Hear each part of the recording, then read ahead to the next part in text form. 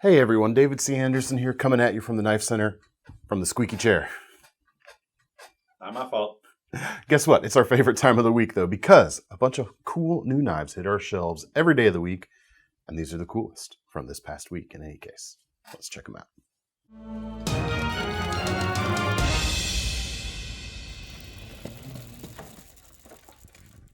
All right, we're going to start things out this week with an accessory, just because I think it's really cool. It is a 3D printed bit holder for your keychain from Eric Garza. We got a bunch of different colors. This is the red. They're coming in just over $15 or about $16 right now. For that, you get this really finely printed piece, quite honestly. In fact, it unscrews here in the middle, and the seam itself is so good, like it's not even interrupting the knurling pattern. It's technically not knurled because that is an action that you take upon a thing to create this texture, a knurled texture, but in this case it's, you know. Does that matter? No, it's fine. But look at that. It looks virtually uninterrupted right there. You can just barely make out where that seam is.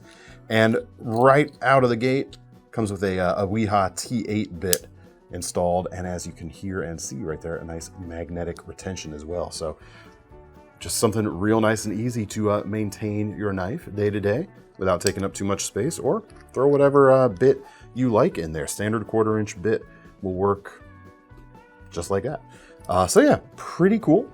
About 16 bucks. Several different colors, flavors to choose from. This is of course the big red cinnamon flavor, but take your pick.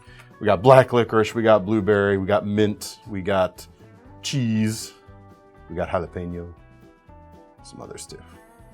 Check them out. Next up, Seth actually showed the other two of this sprint run Spyderco last week, but the Delica and the Police models, Police 4, have now landed, and check out the size difference there. These are really cool. These versions come with a burgundy handle, injection molded, with a PD1 blade. And it's kind of continuing Spyderco's pretty well established tradition at this point of using some of their lightweight models to offer a more exotic steel at a relatively attainable price. This Delica at about 127 bucks and some change is not cheap, but for what you're getting, it does represent a pretty good value, I would say, giving you, it's like what the old like Corvette sayings, like you buy the engine, the rest of the car they throw in for free because, wasn't always like the nicest of body and interior, whatever you want to say, but the true beating heart of the knife, and the car in this case, but the knife is all business, and it is highly performance driven. So what is PD1? Well, it is, some would say, kind of essentially Carpenter's answer to Crucible's Crewwear blade steel, in that it is a non-stainless, it's a tool steel here, but you've got a lot more toughness than something like D2 and better edge retention as well. Just a very, very nice, hard-working steel on a very, long-serving model like the Delica, and of course the Police 4 now joining as well. So Delica blade just under 3 inches. You've got a relatively thin, full flat ground blade, so it's going to slice very nicely. Plenty of traction from the handles right here. I know they're called burgundy, but they almost have more of like a Merlot wine type of text or color to them in person. It's a little more interesting than just another burgundy, I would say. Enough handle length there for pretty much anyone to get a 4-finger grip. I do have slightly larger than average hands and plenty of space on this handle. 4-position pocket clip for any carry preference. Plenty of traction for any environment of usage. Mid-mounted lockback for easy ambidextrous use, and ambidextrous opening with the thumb hole as well. If you want more than 3 inches, you can check out the Endura and the Indela versions. I believe we still have both, a few of both of those in stock anyway. Or you can go for the top of the range here, the Police 4 with a 4.38 inch blade. Again, not super thick on the blade stock and with a full flat grind. It's just extending out the slicey goodness you get from this platform. Not an overbuilt, chunky, thick tank of a knife. It's just more length for slicing, and a very good amount of it. You've got a bit of drop to the edge and almost a continuous curve, unlike the old school police models that were more straight edged. Gives you even more of that slicing capability with this. And then the rest of the bullet points are the same in terms of the handle texture and the carry mechanics, etc. Plenty of handle length here for even just about the largest folks out there. No David Boy dent on the lock back release in this case, however, which you can always put that in there if you want. Take a Dremel to it. Leave it with your warranty, however. Choil there to get up and choke up on the edge a little bit more, get some finer control. Just overall, very, very cool. And they are sprint runs, so once these are gone, they are going to be gone. Limited vintage. Limited vintage. Next, we've got, let's say you want that kind of length or thereabout, but you want a more fidget-friendly lock, or maybe you want partial serrations. The Military 2 now available with a partially serrated blade, and technically just a little bit shorter than the Police 4, but they do both feel pretty darn large. You've got about a 4-inch, just about even knife on the military model here. Still, you got a full flat grind, but a little bit thicker, so a little bit more strength in at the spine than on the Police 4 model, but still plenty of handle length, even for big hands, even though it's a little less neutral for the especially large mitted folks out there compared to the Police 4, but you should still have plenty of length, and you've got the choil to choke up on if you need to give yourself a little bit of extra length back here for your pinky. But there you go. S30V steel on these, solid backbone stuff right there, and of course the compression lock.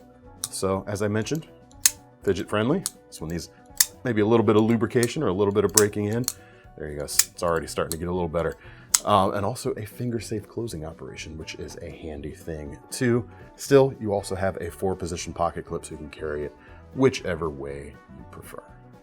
Got another knife here with some partial serrations, and it's on a genre, actually 2 overlapping genres I don't often see, or you don't often think of, at least I don't, of as having partial serrations. One, that high-end production knife. This is the Suprlativ Infidel. These are made by Riot Knives, and it's also a slip joint with great walk and talk, I should say. Nice snap and nice half stop on it as well.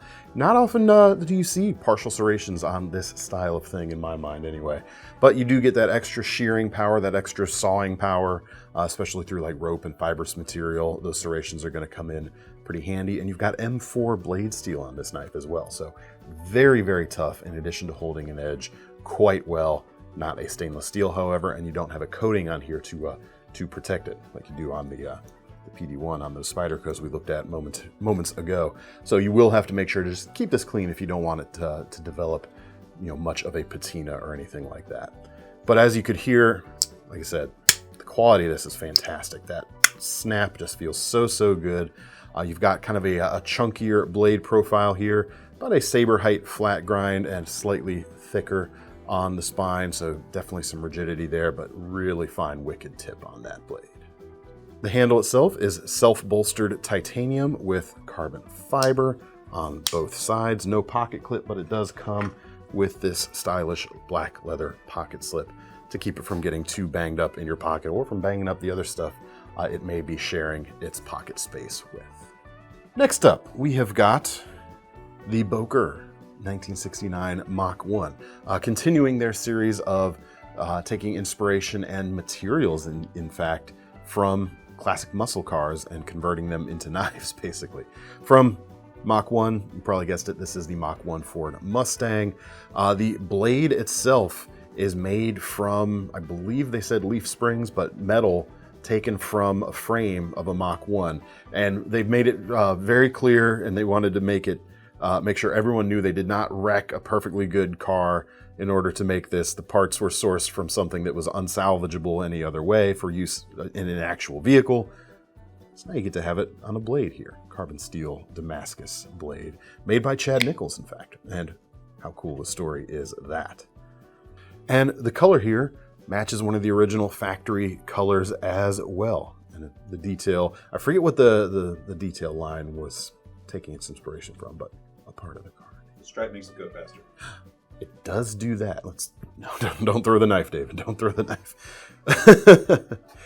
Apart from the cool materials, which are indeed cool, how does it behave as a knife? Well, it holds in the hand for me quite nicely. The blade is a great everyday carry shape. A little bit on the thicker side for some strength, but a high flat grind on it. I think this should be a pretty good everyday slicing geometry without getting too thick, but very cool. You've got an inset liner lock to keep things classy. You've got a single position thumb stud with a nice pop open on the blade. And I believe it might have some captive bearings in there, but this feels a bit more like a bronze washer type of scenario. That kind of smoothness as opposed to like glassiness you might get from ball bearings. Could be wrong about that though, but that's how it feels in any case. I like the forward and tail side finger grooves on these, connected by the straight line. It actually feels very, very nice and just right for my hands. Single position pocket clip. Doesn't get in the way too much in that grip. In fact, I think the grip of this knife is my favorite part. It just holds in the hand quite nicely, so you could really use that blade quite nicely as well. Or it can just look quite nice in your collection. Finger grooves are wheel wells. Hey, there you go. That works. Finger wells. Let's get something a little bit more swoopy. The new version, or a new version of the Hera II from Microtech. We got a bunch of Hera IIs in stock right now. This one may be one of the more plain looking ones, but it's the one that just spoke to me the most, even over the more shouty versions that we do have. You can check the link below to see all of them. But I like the more subtle, the matte look of this one. Coming in about $475. Oh, I didn't mention the price of the Boker. About $483 for this knife right here. And it is, I believe, also going to be one of those ones they're only going to produce this year. If I'm wrong about that, Boker people, correct me in the comments. But anyway, back to the Microtech here real quick. Sorry about that. The blade, 4 inches long, recurved drop point with M390 MK steel, their proprietary version of M390. Performance shouldn't be drastically different from your standard M390 in this case, just some slight tweaks to the formulation there. And then the aluminum handles with the only fastener visible being the fastener that holds the pocket clip and tail piece with its ball bearing at the end. That's the only thing that you would have to take apart the knife. Everything else is kept nice and clean and sleek looking, which is very, very cool. It also features their new opening mechanism, which is easier to actuate and still at the same time fires the blade harder than before.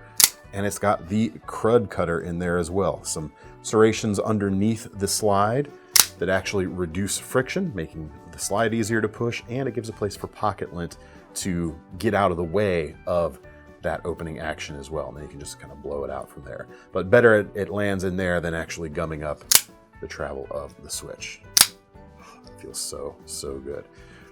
Plenty of length on this one too. As I said, about a 4-inch blade. So if you want a working OTF knife, you've got plenty of working credentials with this design and plenty to hold on to really put the knife to work as well.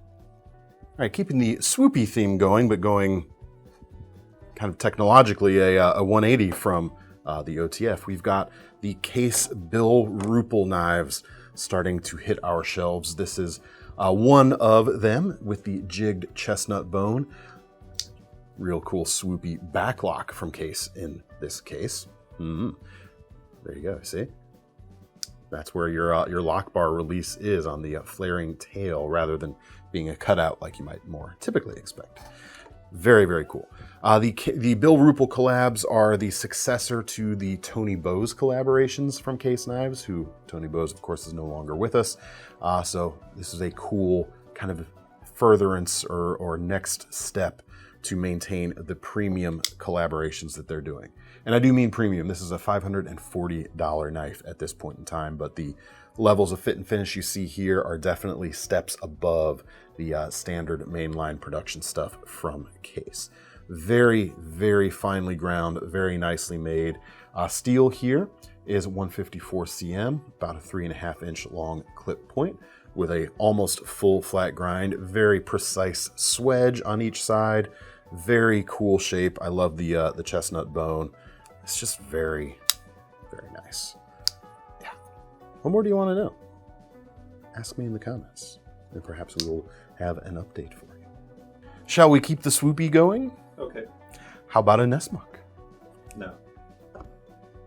Yes. Oh, like I can stop you. The ESEE JG5 has long been a very cool Nesmuk butcher knife style of outdoor fixed blade. We've got some new versions in stock now, some new micarta colors, and as well a burlap micarta, which I happen to be very fond of. Very, very nice. Designed by James Gibson. You've got a almost 5-inch blade of 1095 with that Nesmuk style blade, veering a little bit into that butcher knife side of things. But that's always been kind of a narrow distinction anyway. It's Nesmuks in general are I think directly tied to like butcher knife lineage myself. So it's a cool thing to see here.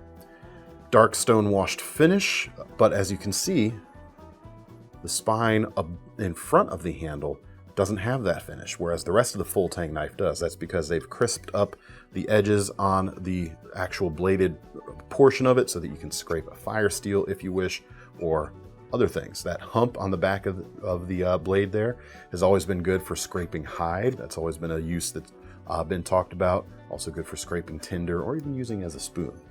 The sharp, crisp edges on there aren't going to help you there, but it's something else you can do with that hump in any case. But this is going to be a great hunting knife, great just outdoor camp knife, even if your needs don't specifically focus around hunting, because it's just a versatile slicing pattern with a good amount of grip. Not a super filling amount of grip. If you like thicker handles, this isn't going to be the knife for you, but I do find them pretty comfortable. And the sheath is simple but classic and very nicely executed. Leather, simple loop here stitched onto the back. Very nicely polished welt on the side. Just hard to go wrong. Made in the USA, blade and sheath, $133 for this version right now. Comes with their lifetime warranty as well. But that's not what you came here for. You heard new ESEE and you were probably suspecting the Pacaya. We have that too. So this is actually a new pattern to the ESEE lineup, whereas the JG5 is an update. This is a 3-inch 3V blade. They're coming in about $180 right now. Two versions right now. We've got a green micarta version and a black G10 version. The blade itself is kind of a fattened up Azula blade shape, more or less. It's not so much thicker, but a little taller. And with a full flat grind there, it's going to be even a little bit slicier. You still got plenty of belly if you want to use this as a small skinner. But you've got more handle than the Azula series typically comes with. Definitely enough for a full grip if you don't have huge hands. But even if your hands are on the large side, it's going to be a neutral shape that you could get a real solid grip on. Whether you want to use this for the finer detail stuff, like the skinning, it's narrow enough of a handle that it'll get out of its own way for that sort of thing. Or if you're just using it as a daily carry or as a campfire companion, doing some wood carving, some bushcraft stuff with it, it's got enough of a handle to support that type of use as well. The sheath is Kydex. Got a nice clip. Comes with a wide Kydex plate here at the back with a kind of J-style loop on the back, so you can position that on a belt fairly easily, and then that hook will keep it from coming out or off your belt too easily. And let me just check the hole pattern here to see if you want to add a different mounting mechanism. Let's see if a tech lock will work. Yep, standard tech lock style hole spacing on that sheath, which is always a good thing to see.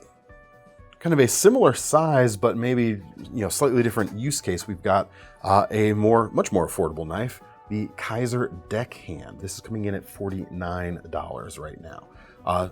Again, a 3-inch blade. In this case, you've got D2, so good, solid working stuff. Interestingly, Deckhand, you're thinking maritime use on boats, and the sheep's foot style blade here would be good for that sort of thing. Less of a worry about piercing things you don't want to pierce while out on the water. But D2, not a stainless steel, only kind of semi-stainless, so interesting choice there. But edge retention should be quite good, especially for this price range, which is quite nice. And really, this gives you a really solid utility fixed blade knife for less than $50 right now. The finish is nice, stone washed with a saber height flat grind. You've got micarta handles, gives you that good grip, especially when things get wet. which a deckhand might experience. Micarta has a tendency to feel a little bit tackier, a little bit grippier when wet, so that is pretty cool too. Not quite as long of a handle as the Pacaya we just looked at, even though the blade lengths are very similar, slightly less on the deckhand, but still enough for a 3.5 finger grip for me, and I can choke up a little bit and feel pretty secure with a full gorilla grip, at least given my hand size. Sheath for this is also Kydex, and also comes with a kind of J-style retention clip for belt or inside the waistband carry, or maybe even pocket carry. It might be slightly on the large size for pocket carry, but not too bad, I would say. And let's check the hole spacing here. Yep, you could throw a large tech lock on that also if you want something different. But overall, feels very good, especially for the price. One more Kizer, 59 bucks, the Nice Guy. You guys did see Seth show a different version of this recently, but the carbon fiber laminate versions are now in. So it's G10 with a carbon fiber layer on top. But something about this version just feels lighter and just, it feels a little bit different, or enough different from the aluminum versions that I thought it was worth talking about. But there's a lightness and an agility to this knife that just feel phenomenal. Listed spec is 2.6 ounces. Actually, I had my scale here to confirm that, because it gives the impression of being even lighter. Blade itself is just under 3 inches long. You've got 154 cm steel, very good steel for the price especially. Thin with a full flat grind and a very precise swedge.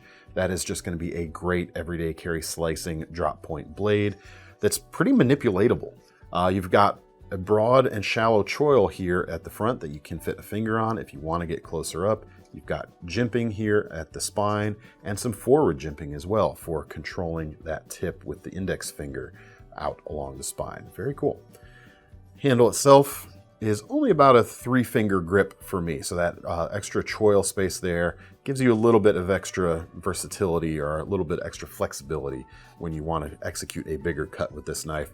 I think what I would probably do myself, because the edge actually goes through the choil right there, making it officially a choil or legally a choil, I would kind of get my pinky up to the back and just let my index finger rest where it does. So for me, that would be right over the flipper tab. That does feel like a really solid grip for pushing that blade, which is pretty cool. Part of the weight savings here is you've only got a liner on one side for the liner lock itself. Keeps the weight down, and that liner is skeletonized as well to remove some weight. Flipping action is excellent with the ball bearings and the pivot there. Yeah, just really nice. Reversible deep carry pocket clip rounds things out. Next up, some slip joints from RoseCraft. We've got the Savage Creek Gunstock coming in at about 60 bucks with a D2 blade. And for the money, it doesn't really get much better than these RoseCraft blades. They're just very impressive on the levels of quality they're able to achieve for the money. And you've got an actual performing blades, or nicely performing blade steel there as well with D2. Clip point blade in this case, 2.8 inches long, full flat grind, just a classic, slip joint style clip point shape. Black G10 for the handles, polished up with the spade inlay there on the front. And then we've also got a Muskrat pattern this week for about $62, the Sequatchie River Muskrat. So those of you who know your slip joint patterns will know Muskrat has 2 long clip point blades, that kind of California clip point style, from opening up on opposite ends of the handle. And on this one, we've got a serpentine style handle, which, even though the blades are identical, is going to make things a little bit different depending on which blade you use, because they're coming out at different angles, so to speak. On one side, the leading side of that, again, same polished with spade inlay, blade is kind of a little more straight out, but if you're holding it the other way, you've got more of that downward canted blade. So if you're doing surface work or steak knife use, perhaps, you get a different angle of attack, which is kind of interesting. You don't always see that, at least so pronounced on other Muskrat knives out there. And again, the quality, awesome. Nothing to worry about right there. It's just all good things. Next up, Quickly, this particular set, the 5-piece Victorinox Swiss Classic kitchen knife collection, has become probably like my most easily recommendable kitchen knife set that we sell right now. For the price especially, this is a $99.99 price at this point in time anyway. And it's a 5-piece set, so that falls into my bare minimum. You should spend at least $20 to $30 per piece on any pieced out kitchen knife set. And this covers the essentials quite nicely with a couple of extra things to go along with it. You've got a narrow, more of like a French style kitchen or chef knife right here. It's got a good rock on the counter, which I really appreciate. Not all of their chef knives have a rock that I'm particularly fond of, so this is very nice. Standard roughly 8-inch size on this as well. Overmolded handles on simple stainless blades, nothing revolutionary there, but solid stuff. You've got a bread knife, and even though I prefer a 10-inch bread knife, no sets in the world come with a 10-inch bread knife. But more importantly for me, you've got a little bit of curve to the edge of the bread knife itself. I appreciate that. Great for great for slicing bread in addition to vegetables as well. It's a great knife. But between a chef knife, a serrated bread knife, and that third knife that you need, a good paring knife, that's going to cover most everything in the kitchen right there. So you've got all the bases covered, and 2 bonus knives in this case. Each one of these serrated, kind of a small serrated vegetable knife and a serrated utility knife. I believe this actually follows one of their steak knife patterns. But yeah, these are not like gimmicky blades. Sometimes you feel like the extra blades coming with some sets are cool to have, but okay, just fine. This is a cool set and a good price for what you're getting too. And I really appreciate especially got that rock. That's good. I like to see it. So if you're looking for an upgrade from the real cheap kitchen knife stuff you have, or if you're looking to gift these for someone just starting out, I think this would be a phenomenal set that's not going to break the bank, and it's got all the fundamentals nailed really, really nicely. All right, finishing things off, eagle-eyed viewers may notice that some Benchmade knives appeared here at the very end, halfway through this video. That's because they arrived literally in the middle of while we were filming this video, and they are actually launching today. They launched at noon earlier today on the day this video posted, so we got to show them. This is the PSK, the Personal Survival Kit, coming in at $360 for the standard version. You've got G10 for the handles, gray for the bolsters, and OD green for the back with a bit of a scalloped texture for some grip. Gives you extra traction without losing or without giving you too much to raise a blister. And then a drop point blade with MagnaCut blade steel, 3.4 inches long. So it's one of those kind of just right blade sizes I've always felt. It's big enough to feel big enough without feeling like it's too much, you know what I mean? But that's a solidly full-sized mid-sized knife. Does that make sense? Sizes. But very cool blade steel with the MagnaCut on a survival kit style of knife, as they're calling it, because you've got the toughness you want from a hard use blade steel, and you've got the edge retention you want to keep going, and you've got stainless qualities to boot. Even though they did give it a blade coating, it doesn't really need that to maintain its stainlessness. It's just there for aesthetics, I think, in this case. Rounding out the knife, we've got the Axis lock system and the Axis assist system in this case, which for me, I kind of prefer the simplicity of a non-assisted Axis lock, but what you do get as a result is extra safety in the form of that spine-mounted safety switch you saw right there. That's going to prevent that lock bar from being disengaged. And let's say the worst of the worst happened while you are out there and using this in a survival scenario. If, for instance, both of the springs holding the lock bar were to fail, you could still wedge that lock open and use the knife safely and effectively even without them, thanks to that system right there. And I believe, maybe I shouldn't say this, you may void your warranty doing so, but these historically Axis-assisted knives have been fairly easy to de-assist if you are enterprising and want to take it apart yourself. And then you still get the benefits of the extra lock too. Use that information however you wish. Deep carry pocket clip coming in almost a full deep carry right there, and that is reversible. So this is a fully ambidextrous knife. Great hard use feeling knife as well. If you want it to be a little bit fancier, there is an option right here. Still with the MagnaCut blade, but instead of G10 for the bolster, we've got carbon fiber. This version is coming in about $405 right now, and a darker coating, more of a straight black as opposed to almost a graphite look of the quote-unquote base model in this case. There you go. Check them out. Available now at KnifeCenter.com, as are all of these knives. So if you are interested in any of them, check out the links in the description and let me know what you thought of the knives this week in the comments section below as well. While you're over at our website, don't forget about our long-running Knife Rewards program, because the least we can do when you buy one of our knives today is give you some free money to spend on your next one. I'm David C. Anderson from the Knife Center, and that's Thomas behind the camera. We are signing off. See you next time. It's time to oil that chair.